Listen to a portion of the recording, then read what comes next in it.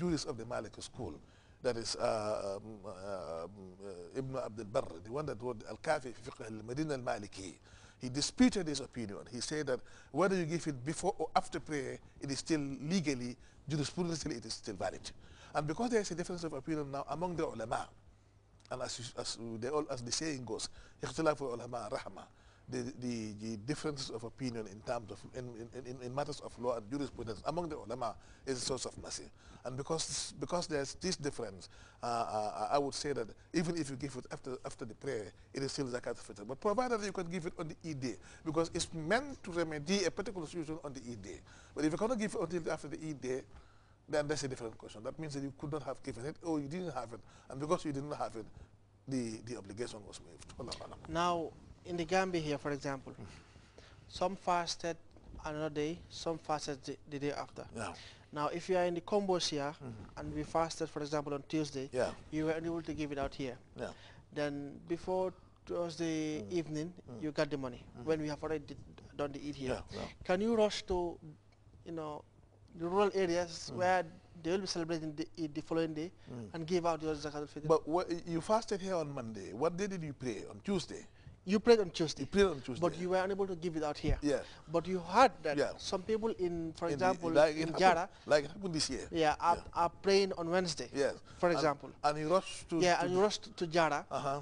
to give it out before their prayers. You see, the problem is, and I think here the Ibn Abdul Barr's opinion would do, but the problem now with you is, you spend the Eid in the combos. You went to the Musalla to offer the Salatul Eid in the combos. So as far as you are concerned, as far as your own individual obligation as a Muslim is concerned, the Eid is gone already because you have done the prayer. You understand? So, and the Eid day in the combos was on Tuesday morning, for instance. So you were supposed to have given it on Tuesday. So if you're going by the majority opinion, which says that you must give it before you go to Eid, before you go to the prayer ground. But if you fail to give it before you go to the prayer ground, it becomes a charity. Then if you go by this majority opinion, even if you rush to Basse or to Jara or anywhere else, even that day is Eid there, but it was not Eid in the combos, it is still a charity. But if you're going by the minority opinion, which says that you can give it before and after the Salat, I would argue here that with the mercy of Allah subhanahu wa ta'ala, it could still be accepted for me as zakat. After the prayer? Yes. Okay. I asked this question because we have some elders in the village who have family members here. Yeah. Now, they are responsible for the mood of their family, especially their children in the combos. Yeah. When their children are here, if they fast with those in the combos, it means they'll have to pray the same day. Yeah. That is a day before your father in the village. Yeah. Now, if he has to give this mood on your behalf here, yeah. he will only have to give it out maybe the morning of their Eid. Yes. It means you will pray after your prayers. Yes. That's the time your mood will give it out. That is also another it's peculiar an impediment. I see the point you were talking about now. In this case now, as far as the obligation on the side of the parent is concerned, the parent can only give the mood on the Eid day. But also remember, and this is very important, you raising these issues, if people are conscious of the technicalities involved, you know that Zakat al-Fitr can be given 2 days before the prayer, or a day before the prayer.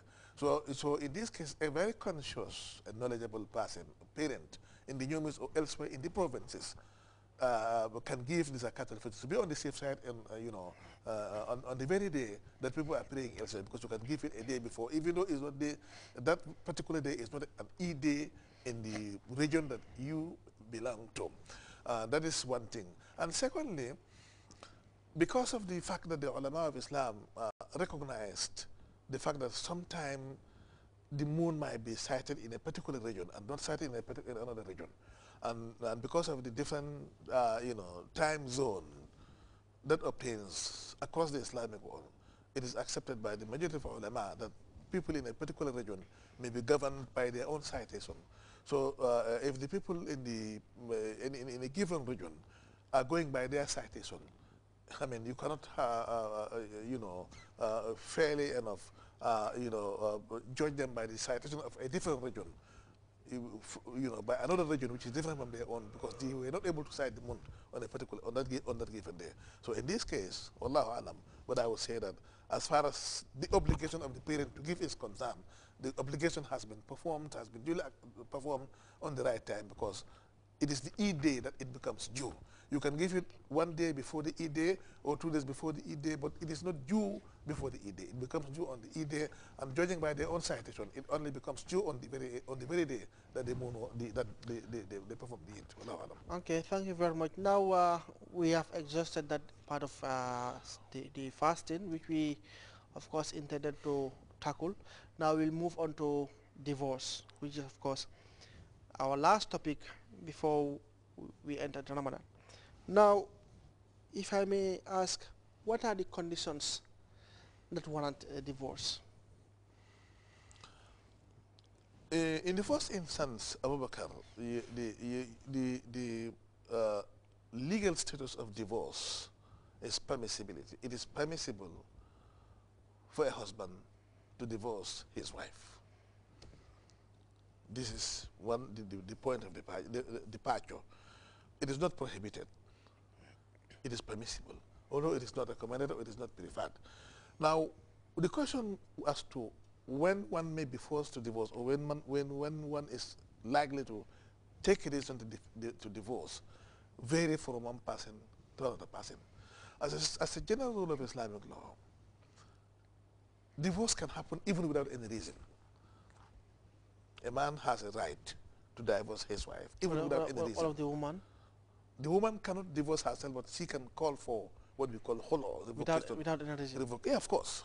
A woman can just say, look, I don't want to continue this marriage anymore. I'm fed up. Or I'm not interested in this marriage, and I want to quit. Even without giving any reason. So the woman would have the right to make that demand. And in this case, the difference between the revocation of a marriage initiated by a woman and between divorce is that divorce is a right for the men.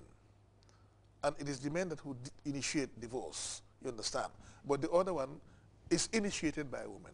And also it is only effected upon payment of a particular amount of money, a particular amount of wealth, as a way of compensating the situation. So in other words, divorce can take place without any reason because it is permissible. Divorce can take place even if the other person does not like it.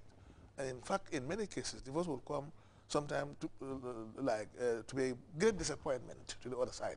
A man may divorce a husband, a wife, at the time when the wife was not expecting divorce. So divorce becomes a great disappointment for her. But what can one do? It is a matter